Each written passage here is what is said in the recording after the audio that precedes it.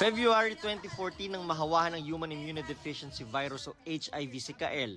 Dahil hindi niya alam ang gagawin at takot sa sasabihin ng iba, itinago ni Kael ang kanyang kalagayan. 2 taon pang lumipas bago magkalakas ng loob si Kael na magpa-test at magpagamot. Naniniwala ako ng stigma at diskriminasyon ang dahilan kung bakit maraming mga tao ang takot magpa-test for HIV.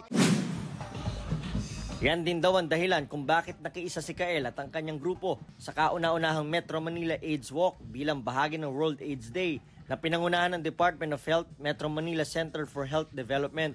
Nasa 1,000 ang lumahok sa walk na nagsimula sa Quirino Grandstand at umikot sa Raha Sulaiman Park. Layo ng walk na mawala ng AIDS pagdating ng 2030. Lalo't ang Pilipinas ang isa sa may pinakamabilis na pagkalat ng HIV sa Western Pacific region. Ayon sa National HIV, AIDS and STI Surveillance Information Unit ng DOH Epidemiology Bureau, 418% ang nakitang pagtaas ng HIV mula 2010 hanggang 2022.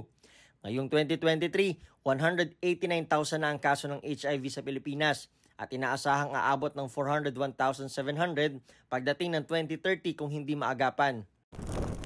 We will ensure that our health facilities providing HIV/AIDS services are safe, free from stigma, capacitated and integrated into efficient networks where individuals accessing care are unburdened and able to receive timely, responsive and quality healthcare services.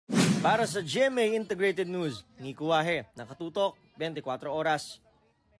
Mga kapuso, patuloy na tumutok sa mga balita. Mag-subscribe sa GMA Integrated News sa YouTube. Sa mga kapuso abroad, samahan nyo kami sa GMA Pinoy TV at sa www.gmanews.tv.